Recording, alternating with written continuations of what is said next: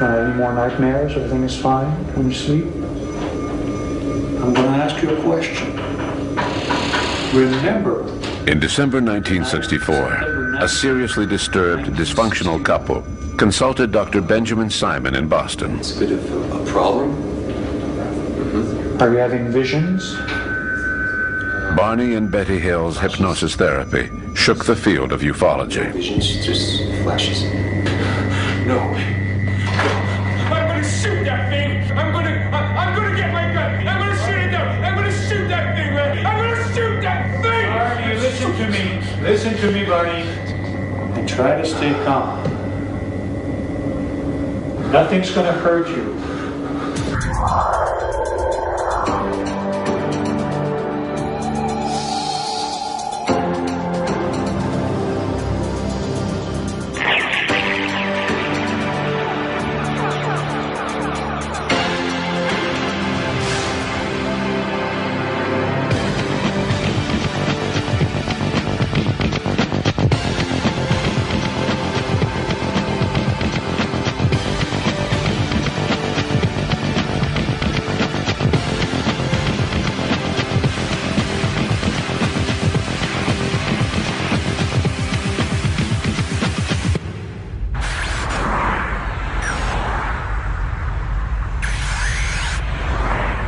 It was now no longer possible to discuss UFOs without including alien abductions, a controversial issue.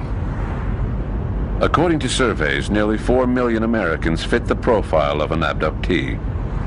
A growing number of victims think they have an implant somewhere in their body, tracking their moves, their state, their metabolism, and even their thoughts. They feel like lab rats being studied by another world.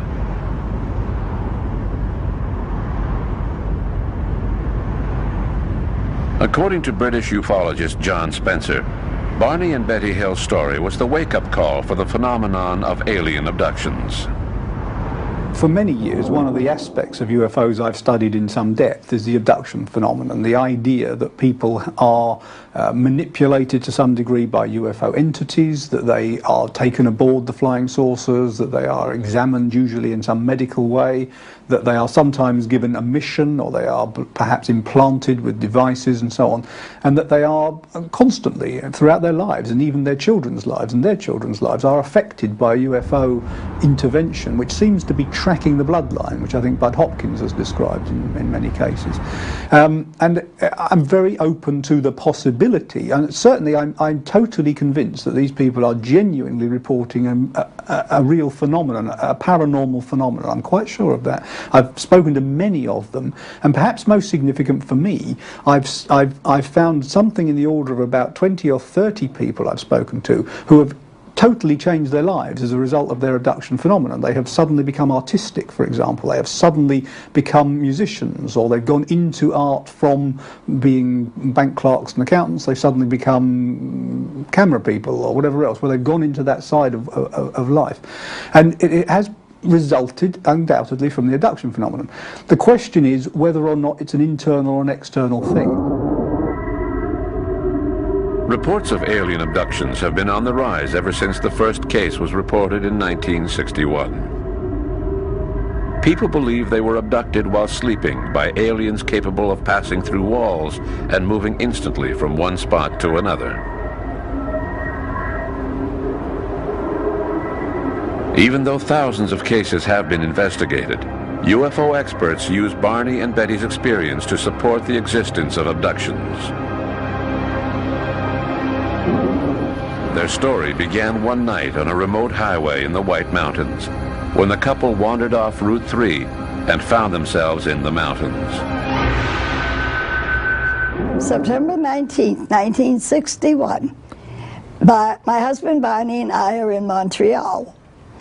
And we heard a weather report that a hurricane was coming up the coast and probably would hit our hometown of Portsmouth. So we decided to return to Portsmouth, get there before the hurricane did. Betty and Barney were on their way home from Montreal. Both had been married before and both had children, but Betty's were adopted since she was sterile. And this was after the summer tourists, and we knew that the mountains were going to be deserted, facilities would be closed. So we went through customs and we stopped in Colebrook and got gas for the car and had a lunch. So we knew it was about 10 o'clock when we left Colebrook. Betty was a social worker, and Barney was a postal worker and a member of the U.S. Civil Rights Commission. They were both around 40 years old, and neither had any history of psychological problems. And we're driving down through the mountains when I suddenly saw a new star in the sky. And as I watched it, it became bigger and brighter. And my first thought was, is it a comet going to hit the Earth? So we stopped the car to get out to get a good look at this. And as we did, it passed in front, it changed direction and passed over the face of the moon. And we could see that it had multicolored flashing lights around it.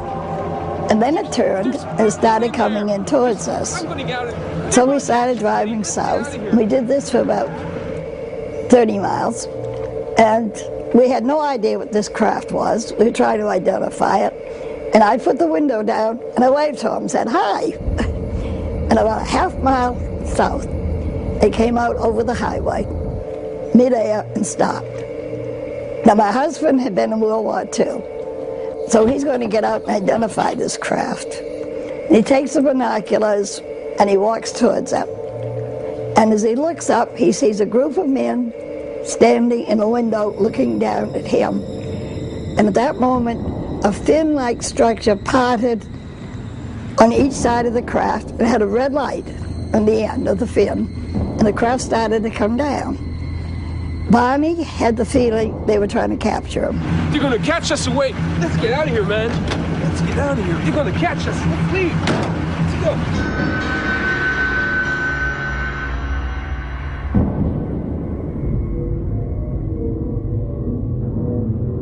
Disoriented and distraught, the Hills realized where they were when they saw a sign 17 miles from the town of Concord. They had taken 2 hours longer than expected to drive through the White Mountains. The next day, they told the Army what had happened to them. The Army was quite interested, since they had detected an unidentified radar echo over the White Mountains during the same time frame. But there were holes in the Hills story. In the beginning, we remembered seeing the men in the road, but we couldn't get beyond that. And so we would go back there about once a month, thinking if we could find the spot where we saw the men in the road, we could remember what happened. And we were beginning to get little memories back, but nothing too shocking. And then Barney's health failed, and he wasn't responding to medication, so his doctor sent him to a psychiatrist. And one day Barney mentioned how we were going north through the mountains and looking for the spot, and we would find all kinds of people who had all kinds of UFO sightings, but nobody knew where the spot was. So he referred us to Dr. Benjamin Simon in Boston, and we started medical hypnosis. A week later, Betty began to have nightmares in which she was abducted by aliens. She wrote down her dreams and told Barney about them. Ever since the night of the abduction, the couple had been suffering from health problems. Finally, 2 years after the abduction, the Hills agreed to be placed under hypnosis by Dr. Benjamin Simon. The following are excerpts from those sessions. I want to wake up. You're not going to wake up. You're in a deep sleep. You're comfortable, relaxed. This is not going to trouble you. This creature, this leader is telling me something. How? How's he getting it to you? I can see it in his face. Do you see his lips move? Yes. No, his lips aren't moving. He's looking at me. What did he tell you? Stay there and keep looking. Just stay there, he's saying to me. Yes, All right. I'll take in my head. Just All right. pull the binoculars away. God, give me strength. All right. Pull them down. Run! Pull these binoculars down and run. God. All right. Calm down. Calm down. Le témoignage de Betty et Barney. Betty and Barney's testimony is very important, especially since it was the first of its kind. So we know that it was not tainted by media sensationalism. Les médias racontant des histoires de ce genre, en fait. And they were treated by a well-known Boston psychiatrist who questioned them separately under hypnosis for a period of 6 months. Qui les a interrogés séparément sous hypnose pendant 6 mois. Et ils ont raconté They both told the same story. Betty Hill elaborated more than Barney, but he had been traumatized by what had happened to him. Ils revenaient de vacances du Canada. They were on their way back home after holidays in Canada. They were headed towards the Boston area, and they saw a UFO following them. They pulled over and saw that the UFO was hovering over the highway. They don't remember what happened after that.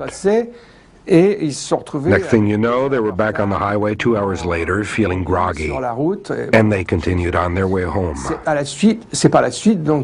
Sometime later, Barney was feeling ill, and they went to see Dr. Benjamin Simon.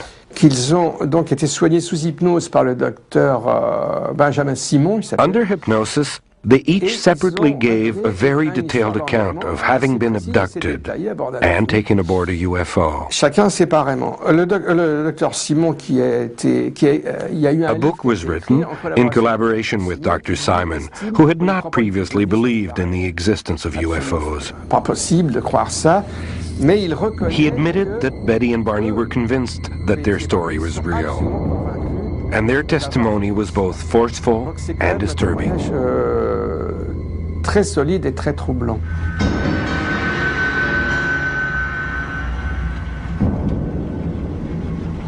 Go on. And he said, just a simple test of me. And I asked him what. And he said he just wants to put it in my navel. It's just a simple test. I didn't hear that. 2 minutes behind. Did they make any sexual advances to you? We saw what we thought was the moon setting. And then we saw a group of men in the road, blocking our way. He stopped the car. The motor died. They came up, took us out of the car along a path in the woods. All they wanted to do was some simple tests to find out how we were like or dislike, or how we were different or like each other. And as soon as the testing would be over with, we could go back to the car. So we called him the leader. The one who did the testing, we called the examiner. And then there were 9 others that stayed out in the corridor, so we call them the crew members. Now, we were taken into separate rooms, and the first part of our exams were the same. They checked our eyes, ears, nose, throat, mouth, our feet, and then with me they did 2 testings. One was in my nervous system, and the second one was they tried to put a needle in my navel, which he said was a pregnancy test. And with Barney, the first part was the same as mine, but with him, they were basically interested in his bone structure. And then I said, I know you're not from this planet. Where are you from? And he showed me the star map. And then they came leading Barney out. And then I went to the car, and we watched the craft leave, and it lifted out of that and was gone. In 1966, American journalist John Fuller published the Hill story under the title, The Interrupted Journey. It was a huge success.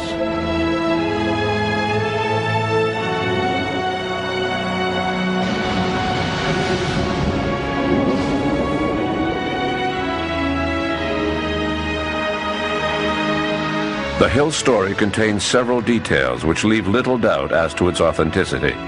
How could Betty Hill have been able to describe a pregnancy test consisting of inserting a long needle into her navel when this procedure was not to be used by doctors for another 10 years. While under hypnosis, Betty drew a star map that she saw while on board the UFO. It appeared to match the double star Zeta Reticuli, which was discovered years after Betty drew her star map. What is most interesting is that the story came out under hypnosis, after both had suffered from amnesia and both basically told the same story.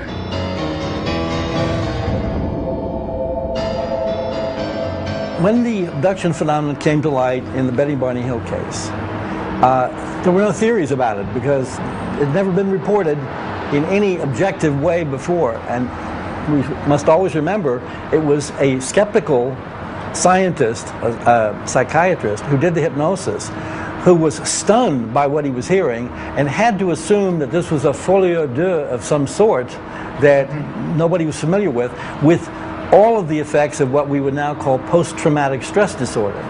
So it was certainly real. This is a myth that nobody wanted. You know, in 1979, Alvin Lawson, who was a professor of English at California State University at Long Beach, conducted a little bit of an experiment. He took 8 students who had not had UFO sightings, which was his filter, and had a hypnotist hypnotize them to see whether they could come out with abduction stories. And he claimed essentially that they were all essentially the same, and therefore as all the other abduction stories, and therefore all of it came from people's minds.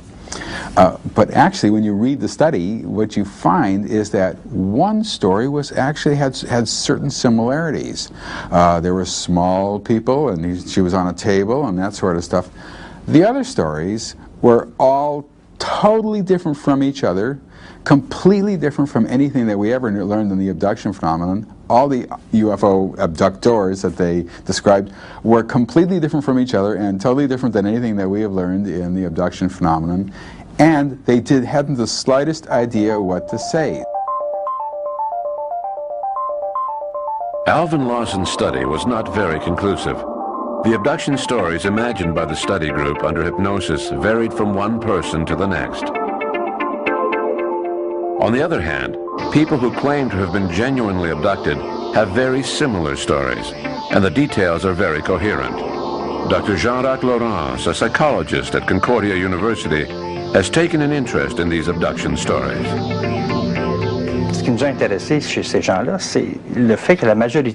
What we found interesting was that most of these stories came out after a hypnosis treatment. Since our lab specializes in hypnosis and memory work, we knew right away that hypnosis was a dangerous instrument in terms of the reliability of a person's memory. So we decided to check whether hypnosis could be used to create false memories, to manipulate existing memories, and add to them. We studied several subjects, and we found that using an experience such as a nightmare or sleep paralysis, people could take an unusual incident and turn it into an alien abduction.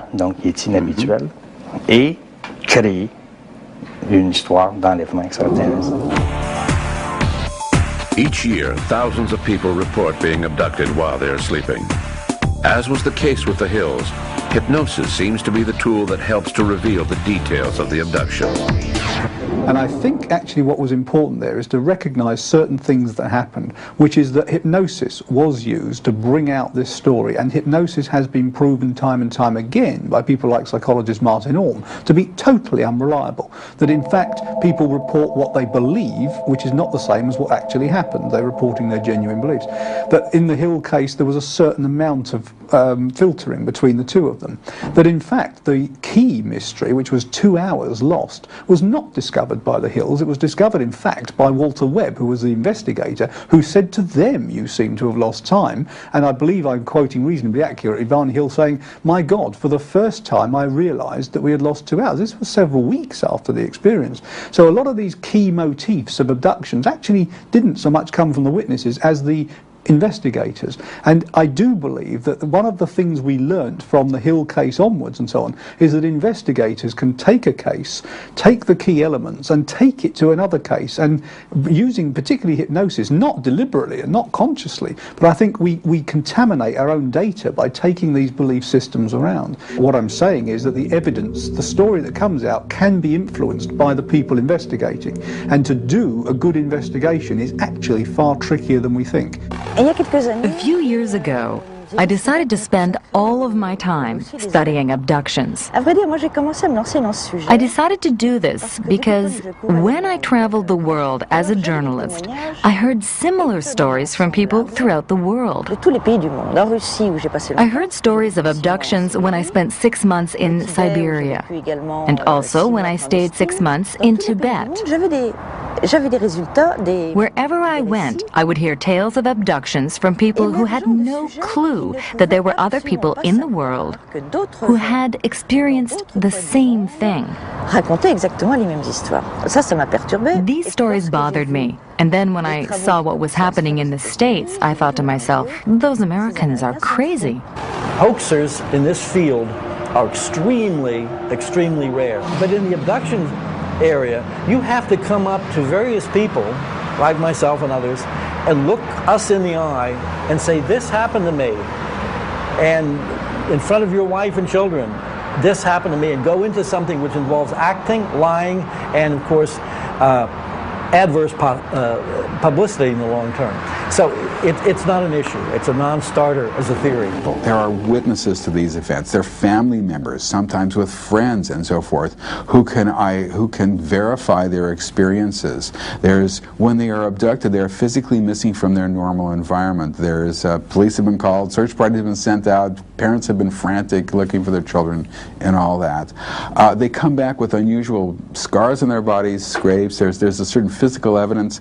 They come back with their clothes not on right, or their pajamas or their pants on backwards. They come back if it's at night, sometimes their clothes are off and folded neatly on a couch or by their bed, or they come back wearing somebody else's clothes, which can be fairly startling, let's just say.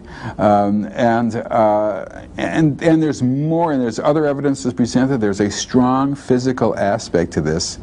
But the key thing is that people see other people being abducted and may or may not be abducted themselves. And once that fact is established, it pushes it out of the psychological realm. And that is the fact that all psychologists stumble on. Is there really any solid proof? How objective are the witnesses?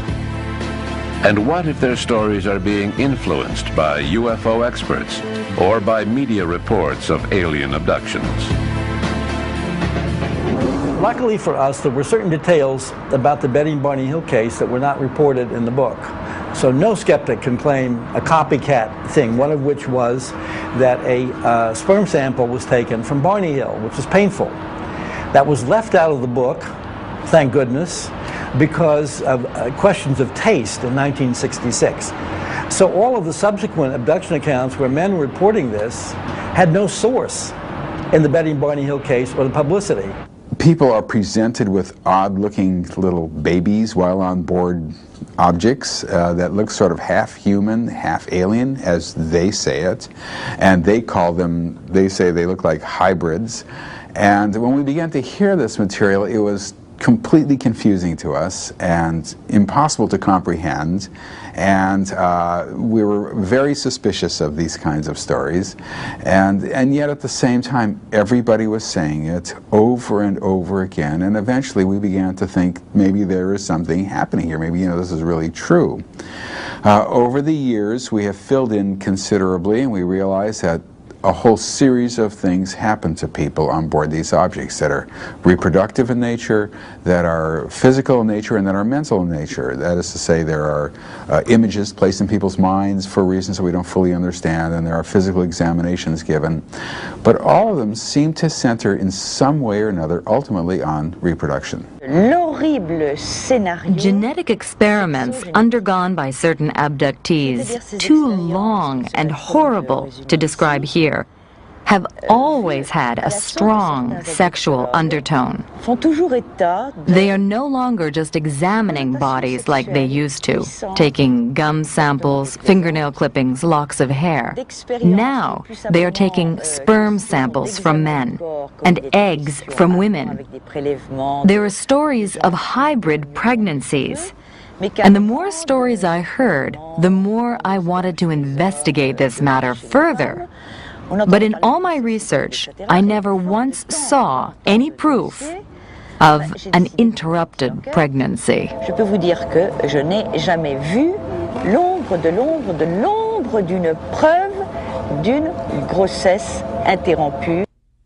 C'est une véritable épidémie. We have a real epidemic on our hands, according to books by Bud Hopkins, David Jacobs, and Dr. Mack. David Jacobs et du Dr. Mack aux États-Unis. It's very disturbing because there's so much similarity in all of the cases. Eddie Bullard began studying the phenomenon when this wave first started, and he says that there's an amazing consistency to the abduction stories from people living in different areas who don't even know each other. In a world where communication is global and instantaneous, it is not surprising that cases like the Hills are cropping up all over the planet. One case in Quebec bears a striking resemblance to the Hill story. The abduction took place while the victim was awake, as he was driving down a deserted stretch of highway. This case was fantastic for Quebec ufology, and yet traumatizing to the man who experienced it, because he had to face isolation and social ridicule. Faire face à de l'isolement, pardon. Le ridicule social, évidemment, he withdrew like a turtle inside his shell, not knowing who he could turn to for help in sorting out what he was feeling. Être capable de verbaliser, de sortir l'émotion, tout ça.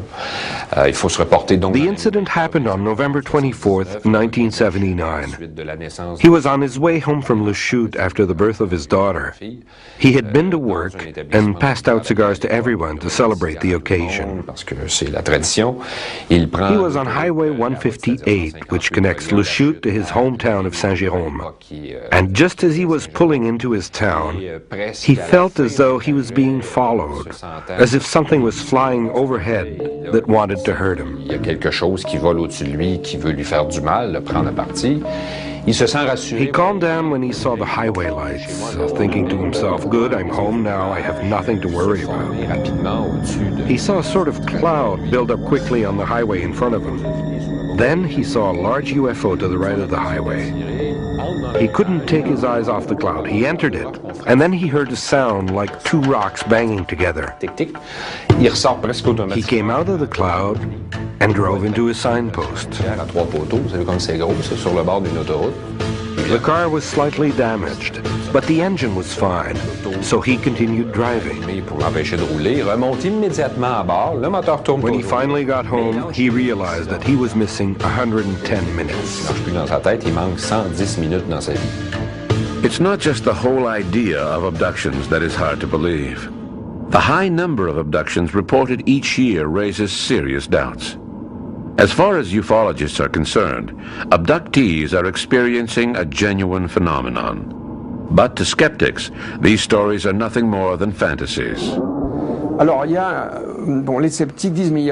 Skeptics always say, but there's no proof that it happened. There are indications if we look closely enough. Marks on the ground, strange cuts on victims' bodies, and perhaps even implants, small objects hidden somewhere in abductees' bodies. One of the things that people want, of course, is they want physical proof. However, having said that, we have had artifacts. People have had implants in their heads that they've recovered in some way or in other parts of their body. In 1995, several alleged abductees claimed to have an implant and went to see Dr. Roger Lear in California, who performed minor surgery to remove the implants. A series of operations were performed in 1995 and over the next few years. par un médecin chirurgien des pieds. It seems this foot surgeon, Dr. Roger Lear in California, was able to find and remove these small implants. D'extraire des petits implants. Prior to performing these operations, Dr. Lear had no particular interest in UFOs and alien abductions. However, his attitude changed significantly, especially after he had read the analysis reports on the objects that were found. Several of the objects had remarkable characteristics.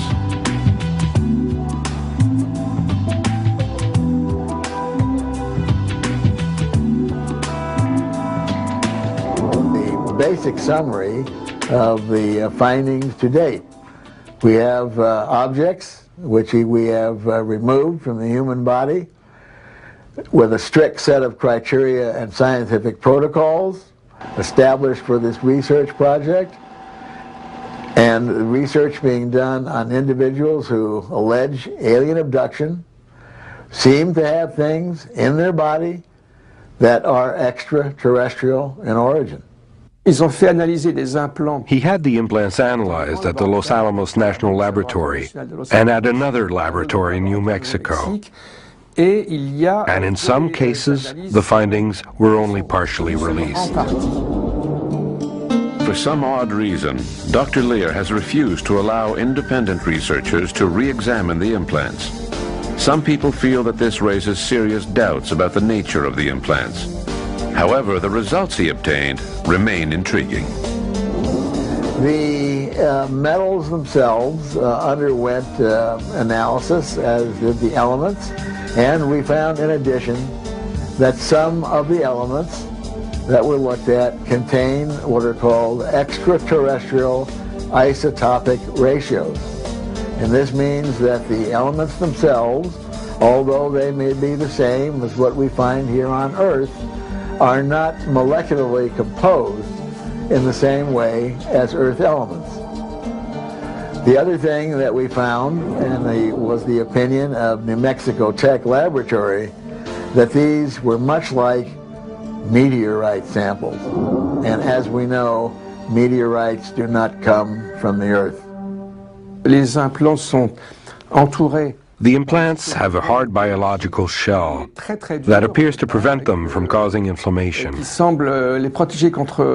The objects are also covered with nerve endings, which seem to link the implants to the abductee's nervous system, which is very impressive when we examine it more closely. Les implants existent. Certains ont The implants are real. Some people have spoken of pseudo-implants, but Dr. Lear was removing something real, so there had to be actual implants. What exactly he removed has been the topic of many discussions. In several cases, it can be said that they are pseudo-implants, because sometimes what is removed is simply a small piece of glass or other odd objects. There are a few which remain truly intriguing. I still think that the implant removed from Richard Price, an American abductee, was very odd, because the object changed form between the first analysis and the final analysis done by Professor Pritchard. At first, it was a metallic object, and later, it had become something made from cotton fibers.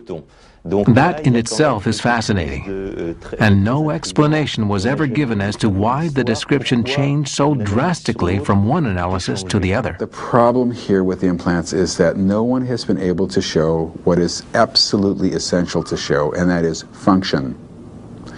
Once you show that this is a device that will monitor hormonal levels in someone's body, and we recovered it from someone's body, and this is how it works, then you have something. Up until now, we still haven't found the alleged alien transmitters mentioned by certain UFO authors.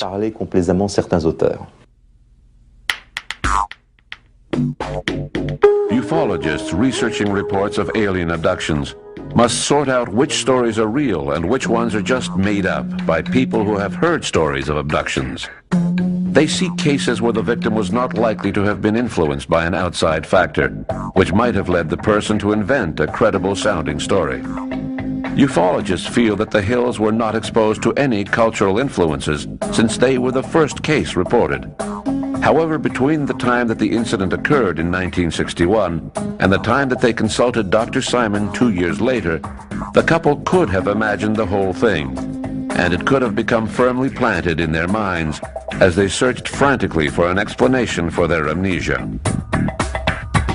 Barney admitted to having read practically every book available on UFOs, and Betty said that she often discussed the recurrent dreams that she began having a few days after the incident in the White Mountains.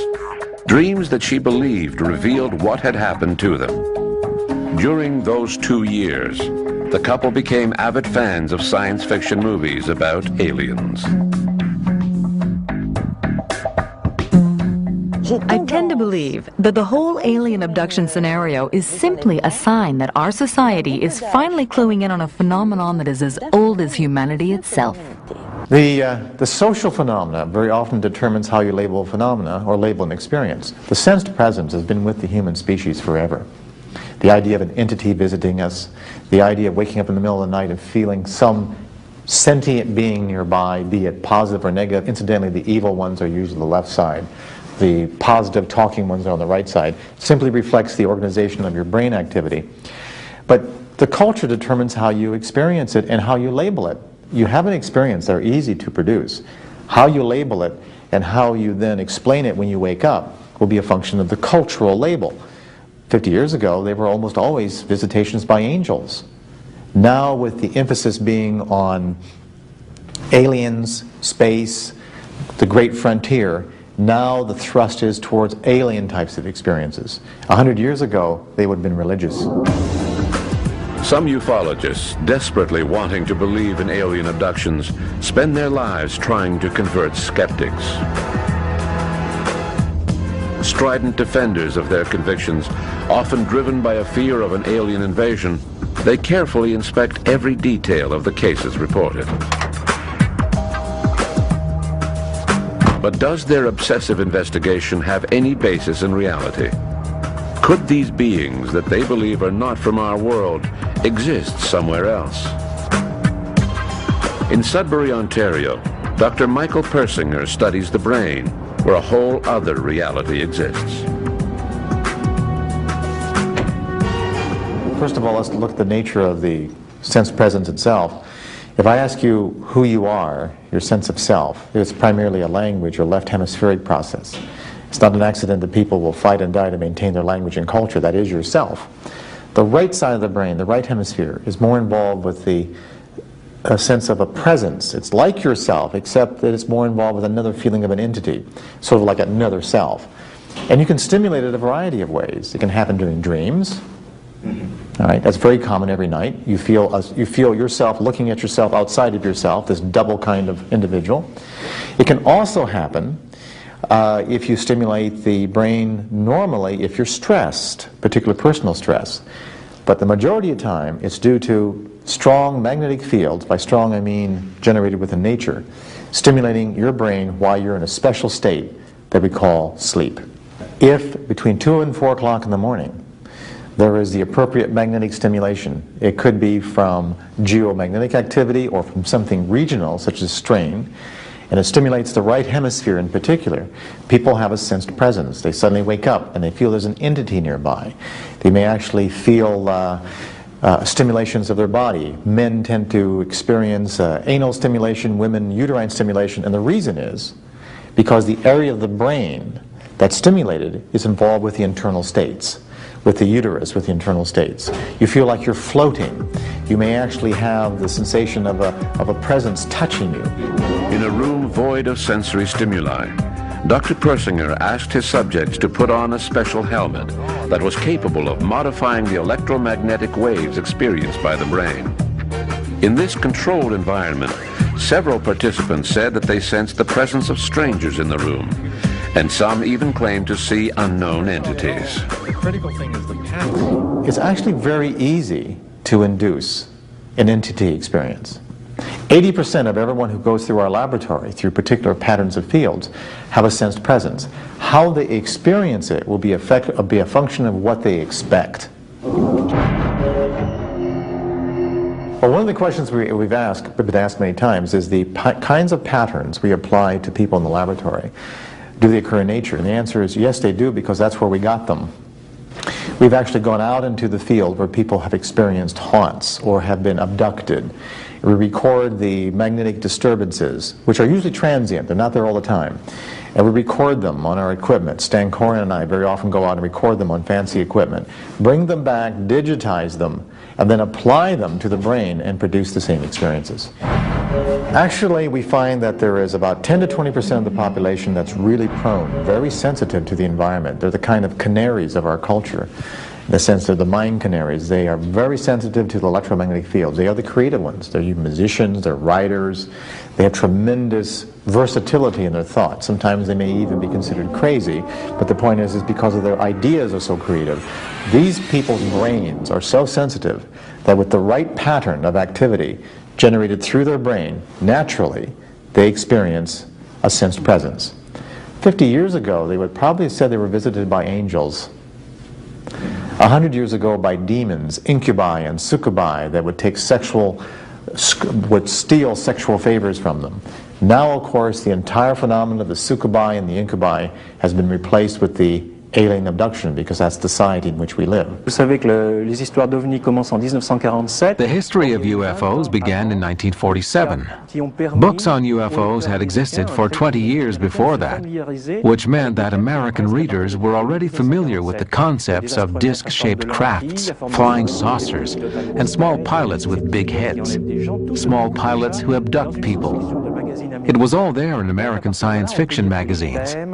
So it could be said that these alien stories were all simply based on these fictional models.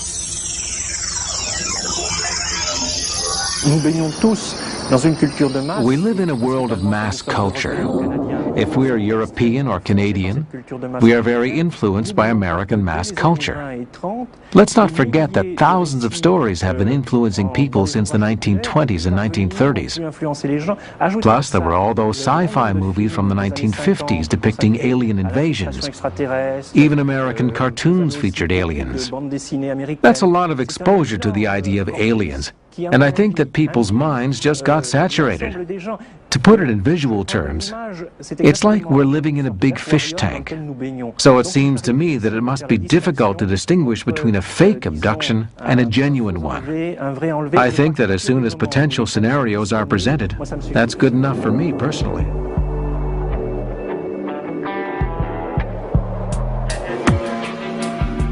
Barney and Betty Hill's story has become part of the universal mass culture. Like all stories that stimulate the imagination of the masses, no definite conclusions were ever reached. People were more interested in believing their incredible story than in digging deeper. Some UFO experts claim that the Hill story had to be true, since Betty mentioned a pregnancy test similar to amniocentesis, long before doctors began using this procedure. Others say the proof lies in the star map drawn by Betty under hypnosis, which matches the double star Zeta 1 and Zeta 2 in the Zeta Reticuli star system, discovered years after the Hills incident.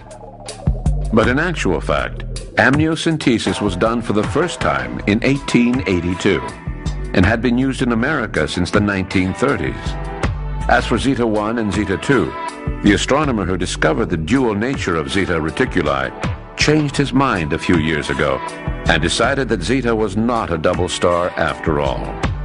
What's worse, Betty Hill's story followed practically verbatim the same storyline as the dream she spoke of a few weeks after the incident, in which she had been abducted by aliens. Contrary to what some people may think, dreams are not unconscious memories. There are certainly some elements that support the Hills' testimony, like a blip on a radar screen that night, the odd discoloration of Betty's dress, and the strange amnesia that they both experienced. But none of these elements are enough to prove without a doubt that alien abductions are real. The things we have to look at, the first thing is that the reports these people give us are actually incredibly similar to the reports of near-death experience when we strip them down to the type of report we're getting, or to the shamanic journey undertaken by shaman of less technological cultures when they take drugs or whatever to get to near-death themselves, where they go to the twilight world of their gods, commune with their gods and bring that information back to become leaders of their communities. Actually, there are so many similarities that the abduction phenomenon could be an aspect of that. Why would it have flying saucers and all this kind of Star Trek type technology? Because the West is a Star Trek driven type of place. So when shaman go to their world, they go there because it is in keeping with, say, the Aboriginal Dreamtime mythology. Our mythology is Captain Kirk and Picard and the Star Trek. So when we have those experiences, genuinely have them, I think we filter them through an interpretation which is to do with science fiction.